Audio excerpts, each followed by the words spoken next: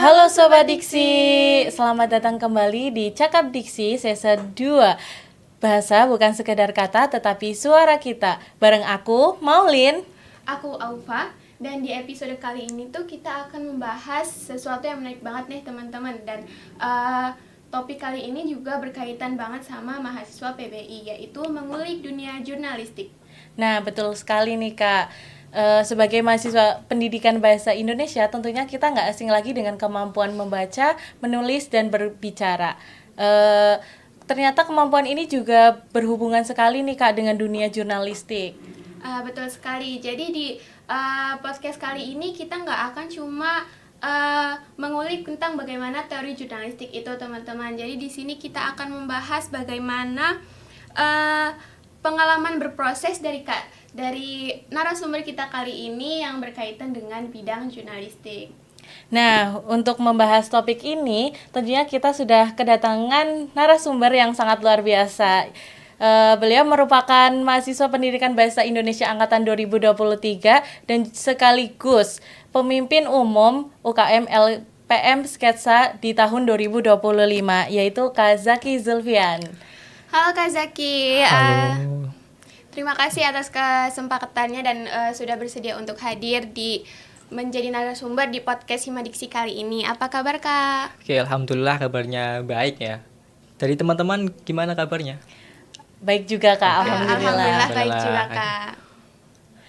Oke, sebelum kita masuk ke pembahasan utama nih Kak, mungkin bisa nih Kakak perkenalkan diri Kakak ataupun sedikit cerita tentang background Kakak di LPM Sketsa. Oke, baik. Halo teman-teman Cakap Diksi, perkenalkan nama saya Zaki Zulfian. Saya dari Program Studi Pendidikan Bahasa Indonesia angkatan 2023. Dan kebetulan seperti yang dijelaskan oleh teman-teman, saya pernah diamanahi sebagai pemimpin umum dari Lembaga Pers Mahasiswa Sketsa pada tahun 2025 atau periode kemarin. Nah, mungkin latar belakang saya di LPM Sketsa ya. Iya Kak. Mungkin sebelum saya menjadi pemimpin umum ya pada tahun kemarin, saya sebelumnya pada semester 1 awal atau ketika maba ya, menjadi maba di Pendidikan Bahasa Indonesia, saya tertarik dengan UKM LPM Sketsa. Karena apa? Karena alasan saya untuk bergabung kepada LPM Sketsa adalah karena keinginan saya untuk belajar menulis. Karena itu selain keinginan untuk belajar menulis juga ada kesinambungan tuh antara jurusan saya dan juga UKM LPM Sketsa, sehingga saya bergabung kepada LPM Sketsa. Dan pada tahun pertama saya di LPM Sketsa, saya masuk di divisi redaksi pelaksana online, yang mana memang di situ kalau kami teman-teman di LPM Sketsa itu mengatakan sebagai jantungnya dari bidang redaksi. Jadi memang tugasnya itu mengurus segala liputan, segala pemberitaan di LPM Sketsa. Dan sehingga pada tahun kedua, ketika pada waktu itu musyawarah anggota, saya diamanahi oleh teman-teman untuk menjadi pemimpin umum pada periode selanjutnya, begitu kurang lebih singkatnya. Oke, menarik sekali ya Kak. Dari aku mau tanya Kak, apakah ada alasan tertentu juga Kakak tertarik untuk bergabung ke UKM LPM Sketsa ini selain yang sudah disebutkan tadi? Sebenarnya alasan besarnya sih memang keinginan saya untuk belajar menulis ya, karena memang sedari SMA saya memang waktu SMA saya masuk jurusan bahasa, dan ketika masuk kuliah pun saya juga masuk jurusan bahasa juga, sehingga ada keinginan atau dorongan dari saya untuk paling tidak bisa belajar menulis gitu, karena ya namanya orang yang belajar di bahasa kan tentunya punya tuntutan untuk bisa menulis kan, sehingga saya melihat nih organisasi-organisasi di kampus yang sekiranya bisa menunjang minat saya di bidang kemenulisan, adalah salah satunya adalah di LPM Sketsa, sehingga saya juga ya untuk melatih minat menulis saya akhirnya gabung ke LPM Sketsa. Gitu. Karena memang kegiatan-kegiatan di LPM Sketsa itu kan ya kurang lebih ya berkaitan dengan kegiatan menulis. Iya, begitu. Oke, tentunya perjalanan Kakak ini nggak singkat ya Kak untuk menjadi seorang pemimpin umum di LPM Sketsa. Nah, kita pengen tahu nih Kak, bagaimana perjalanan Kakak dari seorang anggota LPM hingga akhirnya dipercaya jadi pemimpin umum di LPM Sketsa. Oke, mungkin perjalanannya secara singkat mungkin ketika maba saya memang dari awal saya sudah mencari tuh kira-kira organisasi yang ada kaitannya dengan bidang kepenulisan itu apa sih. Terus ketika saya cari-cari kemudian nemulah itu ada LPM Sketsa. Sehingga pada sekitar semester 1 saya gabung, saya daftar open recruitment-nya, kemudian saya mengikuti beberapa rangkaian open recruitment-nya selama beberapa bulan sehingga pada akhirnya saya lolos tuh di antara beberapa peserta-peserta atau anggota-anggota daftar yang lain. Nah, kemudian masuklah tuh ke dalam kepengurusan. Pada tahun pertama saya masuk ke divisi redaksi pelaksana online atau di bidang redaksi. Di situ ya tugasnya tadi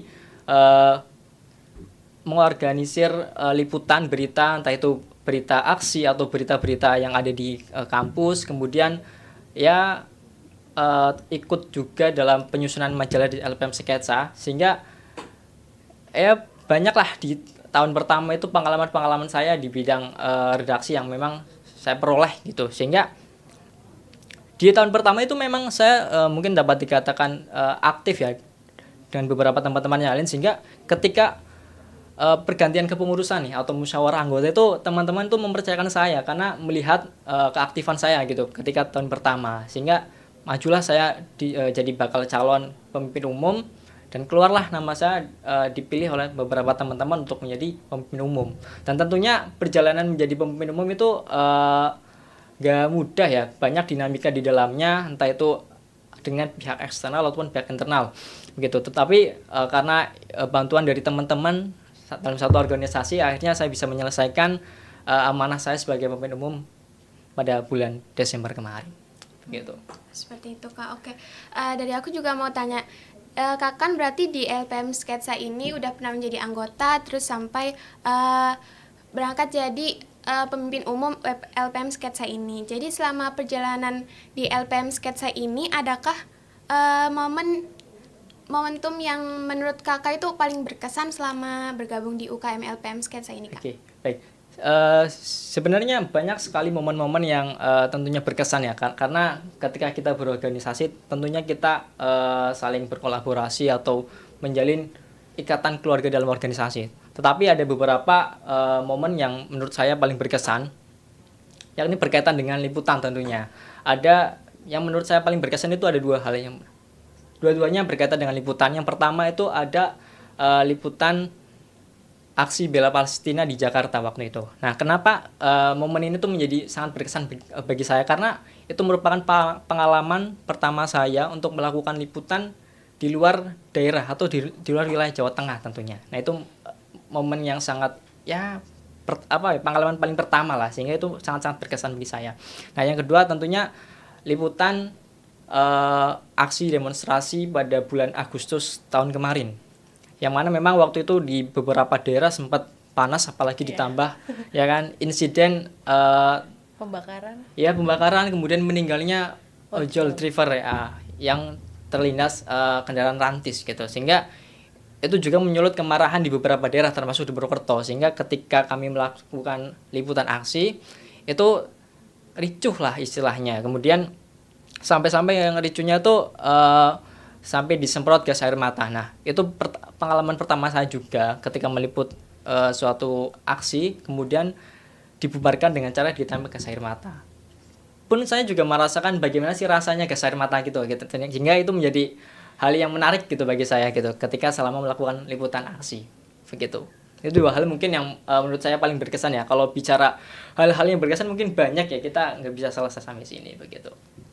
Nah, sekarang kita masuk ke pembahasan utama nih ya Kak, yaitu tentang dunia jurnalistik. Menurut Kakak sendiri nih, apa sebenarnya jurnalistik itu sendiri dan khususnya dalam kehidupan sebagai mahasiswa? Oke, baik. Apa itu jurnalistik ya? Ya, jadi mungkin dari teman-teman mahasiswa pendidikan bahasa Indonesia juga sudah tahu ya sebenarnya apa itu istilah jurnalistik, karena memang ada mata kuliah yang membahas soal jurnalistik. Ya mungkin di sini saya menjelaskan sedikit mengenai apa jurnalistik ya. Jadi ya sebenarnya jurnalistik itu sebuah ilmu yang memang di dalamnya itu membahas terkait dengan bagaimana suatu peristiwa, suatu kejadian atau suatu fenomena dilaporkan baik dalam bentuk sekarang mungkin ada cetak, kemudian ada media digital ataupun audiovisual. Sekarang kan zaman sudah banyak. Kemudian arti jurnalistik bagi mahasiswa ya. Sebenarnya kalau saya memandang ya jurnalistik bagi kehidupan mahasiswa sebenarnya, apalagi kalau kita bicara konteksnya lembaga pers mahasiswa ya, UKM saya, itu punya sejarah historis gitu ketika pada zaman Orde Baru, yang dimana pada waktu itu memang banyak media-media nasional yang dibredel oleh pemerintahan Orde Baru karena memang dinilai terlalu kritis gitu. Nah, munculnya lembaga pers mahasiswa pada zaman itu membantu juga bagi media-media yang dibredel, karena memang pers mahasiswa pada waktu itu juga ikut memberitakan bagaimana kondisi-kondisi masyarakat, kondisi-kondisi sosial yang terjadi di wilayah-wilayah atau di daerah-daerah begitu. Jadi saya kira jurnalistik bagi kehidupan mahasiswa itu cukup penting gitu, karena memang selain tadi ya menginformasikan apa yang terjadi di khususnya lingkungan sivitas akademika, kalau kita lihat konteksnya dalam berorganisasi itu kan ada yang namanya BEM sama DLM kalau di lingkup mahasiswa ya. Nah itu juga menjadi pilar demokrasi gitu kalau istilahnya dalam kita bicara dalam lingkup kecil gitu. Jadi memang itu sebenarnya kayak replika negara-negara sesungguhnya gitu. Jadi ketika media nasional itu juga ikut mengkritisi bagaimana pemerintahan, entah itu kabinet, presiden ataupun DPR dalam melakukan kerjanya, kami di LPM juga salah satu tugasnya selain kita menginformasikan apa yang terjadi di masyarakat ya, juga ikut mengkritisi kebijakan-kebijakan yang dilakukan oleh BEM ataupun DLM gitu. Jadi memang kayak semacam kita replika negara-negara pada sesungguhnya gitu. Lebih gitu kalau saya memandang ya. Oke, pembahasannya sebenarnya cukup menarik ya teman-teman. Jurnalistik yang kita pelajari sebagai mahasiswa pendidikan bahasa Indonesia. Jadi menurut kakak sendiri tuh seberapa penting mata kuliah ini bagi mahasiswa pendidikan bahasa Indonesia, baik dari kebutuhan akademik maupun untuk dunia kerja nanti, Kak? Oke, baik. Sebenarnya mata kuliah jurnalistik dalam pendidikan bahasa Indonesia saya kira itu sangat-sangat penting ya, karena yang pertama menurut saya mungkin sedikitnya ada 3 hal ya kenapa mata kuliah jurnalistik menjadi penting. Yang pertama tentunya itu dapat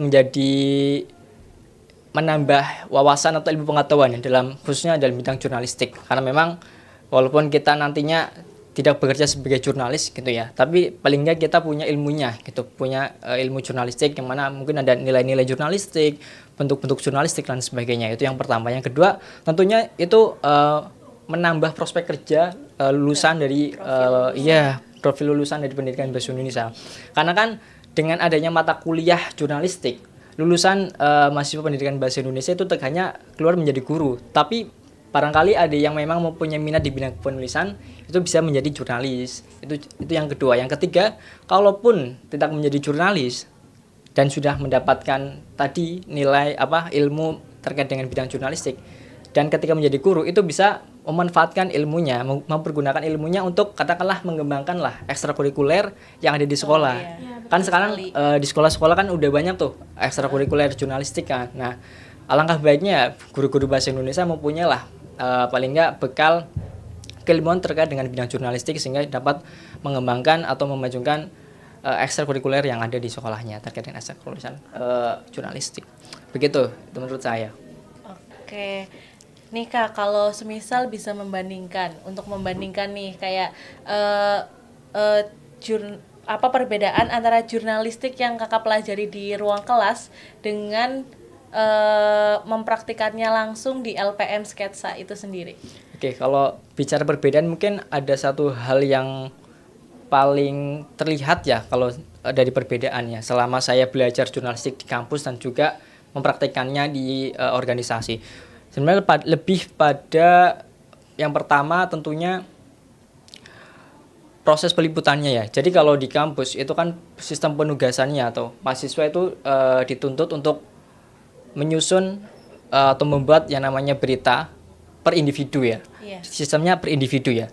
Kayak misalkan mahasiswa A diminta untuk membuat berita dengan rubrik katakanlah olahraga, kemudian hard news dan sebagainya, itu per individu. Tetapi kalau kami di LPM Sketsa itu sebenarnya dalam menyusun sebuah berita itu secara berkelompok. Kayak misalkan minimalnya tuh 2 orang biasanya dalam menyusun berita. Jadi memang karena ada pembagian tugas tuh dalam penyusunannya. Kayak misalnya ada 3 orang nih, yang satu misalnya membuat outline wawancara, kemudian sekaligus wawancara, kemudian ada yang transkrip, ada yang menulis gitu. Jadi memang sistemnya kerja berkelompok, tujuannya agar hasilnya ya lebih maksimal, lebih optimal begitu. Begitu sih, itu mungkin perbedaan yang paling menonjol ya. Dan yang lain-lain saya kira sama sih, maksudnya dari segi materi-materi yang diajarkan atau yang dikembangkan kami di organisasi itu sama. Selain itu juga jenis-jenis beritanya ya. Jadi jenis beritanya juga kurang lebih rubrik-rubriknya sama, ada hard news, ada feature, ada juga soft news yang memang bahas kayak misalnya hiburan, kemudian gaya hidup dan sebagainya, kurang lebih sama. Oke. Menurut kakak nih, bagi mahasiswa yang tertarik di bidang jurnalistik ini, keterampilan apa aja sih kak yang cocok atau yang dibutuhkan untuk masuk lebih jauh ke bidang jurnalistik ini? Oke, tentunya keterampilan yang paling utama juga sih adalah keterampilan menulisnya. Itu hal yang pasti. Tapi selain keterampilan menulis, ada beberapa hal-hal yang memang mesti dikuasai juga, atau paling nggak dipunyai oleh mereka yang hendak masuk ke dalam dunia jurnalistik. Yang pertama yaitu terkait dengan kepekaan sosial dan juga analisis sosial. Karena apa? Karena yang namanya berita itu tidak hanya dibuat atau ya disusun ketika ada peristiwa atau kejadian saja, tetapi kita bisa melihat nih permasalahan atau fenomena sosial yang sedang terjadi di masyarakat. Itu bisa saja menjadi sebuah berita. Kayak misalnya kita menganalisis sosial, menganalisis ekonomi atau apapun itu bisa saja menjadi sebuah berita. Jadi kayak kita tidak hanya menunggu adanya peristiwa kayak misalnya kebakaran, banjir dan sebagainya untuk kita jadikan sebuah berita. Jadi gitu ya, selain keterampilan menulis, ada kemampuan untuk peka terhadap sosial dan juga analisis sosial. Gitu sih. Oke. Terus nih kak, kan sekarang di era media sosial yang sekarang tuh berita kan bener-bener nyebar sangat cepat nih kak. Menurut kakak nih, bagaimana mahasiswa pendidikan bahasa Indonesia dapat berkontribusi untuk menyebarkan informasi atau berita-berita yang sedang hangat, tapi secara akurat dan dapat dipertanggungjawabkan melalui karya jurnalistiknya? Oke, tentunya ketika sebenarnya menjadi hal yang wajib ya bagi mahasiswa untuk menyebarkan berita-berita yang akurat dan juga dapat dipertanggungjawabkan. Nah, salah satu caranya adalah ketika kita ya hendak membuat berita yang mana itu menyebarkan sebuah informasi, tentunya itu pertama harus akurat dan juga dapat dipertanggungjawabkannya. Salah satu caranya adalah dengan kita rajin melaksanakan selain membaca adalah verifikasi. Kita tidak hanya percaya pada salah satu sumber, tapi kita coba perkuat dengan sumber-sumber lainnya untuk memverifikasi kebenarannya, sehingga informasi yang disajikan dalam berita itu pertama akurat dan yang kedua dapat dipertanggungjawabkan kebenarannya. Gitu sih. Oke Kak, terima kasih atas insight-nya. Dan teman-teman, ternyata kita udah ada di penghujung obrolan podcast kali ini teman-teman. Jadi banyak sekali insight dan pengetahuan yang kita dapat dari Kak Zaki ini sebagai mantan pemimpin umum dari UKM LPM Sketsa. Oke, jadi dari penjelasan Kak Zaki tadi kita bisa mengetahui nih apa aja pengalaman dan mungkin insight-insight baru terkait organisasi di dunia jurnalistik ini. Betul sekali nih Kak, sebagai penutup kami ingin meminta closing statement nih dari Kak Zaki. Apa pesan kakak untuk mahasiswa pendidikan bahasa Indonesia, tentunya untuk adik tingkat kakak dan khususnya teman-teman Himadiksi yang mungkin sedang menonton, yang ingin mengembangkan kemampuan menulis, berkomunikasi maupun tertarik di bidang jurnalistik. Oke, baik. Mungkin bagi teman-teman Himadiksi atau teman-teman mahasiswa pendidikan bahasa Indonesia, ketika kalian ingin belajar untuk mengembangkan skill menulis kalian, waktu sekarang merupakan waktu yang belum terlambat ya, karena memang masih banyak kesempatan-kesempatan, ruang-ruang yang mana dapat digunakan kalian untuk belajar. Kalau memang kalian mengalami kesulitan ya dalam menulis, mungkin kalian bisa mulai dengan menulis catatan harian atau diary. Kemudian ketika sudah rutin, mungkin kalian bisa meningkatkan dengan menulis sebuah resensi, kemudian bisa menulis sebagai sebuah cerita pendek. Mungkin hal-hal apa ya, untuk melatih sebuah menulis memang membutuhkan waktu yang tidak sedikit ya, itu membutuhkan proses yang telaten, yang konsisten. Jadi mungkin bisa dimulai dari hal-hal yang kecil. Salah satu contohnya tadi adalah yang menulis catatan harian. Mungkin itu. Jadi bagi teman-teman yang memang mempunyai keinginan untuk latih menulis, kalian belum terlambat, silakan kalian mulai dengan apa yang kalian inginkan. Gitu. Oke, terima kasih Kak Zaki atas kesempatannya untuk bisa hadir menjadi narasumber kita di podcast Himadiksi kali ini. Terima kasih juga atas waktu, kemudian pengalaman dan ilmu yang sudah diberikan untuk Sobat Himadiksi pada podcast kali ini. Oke, terima kasih juga saya sampaikan kepada teman-teman Himadiksi yang telah memberikan kesempatan kepada saya untuk berbagi, untuk sharing dengan teman-teman mahasiswa pendidikan bahasa Indonesia yang lain. Terima kasih juga atas sambutannya, atas kolaborasinya. Terima kasih. Oke, dan terima kasih juga kepada Sobat Diksi yang telah menyaksikan episode kali ini. Semoga obrolan kita kali ini bisa menambah wawasan dan memotivasi teman-teman untuk terus berkarya. Oke, jangan lupa ikuti terus konten-konten yang ada di Himadiksi kali ini. Dan nantikan untuk episode berikutnya di podcast Himadiksi kali ini. Aku Maulin. Aku Aufa. Pamit undur diri. Sampai jumpa. Sampai jumpa.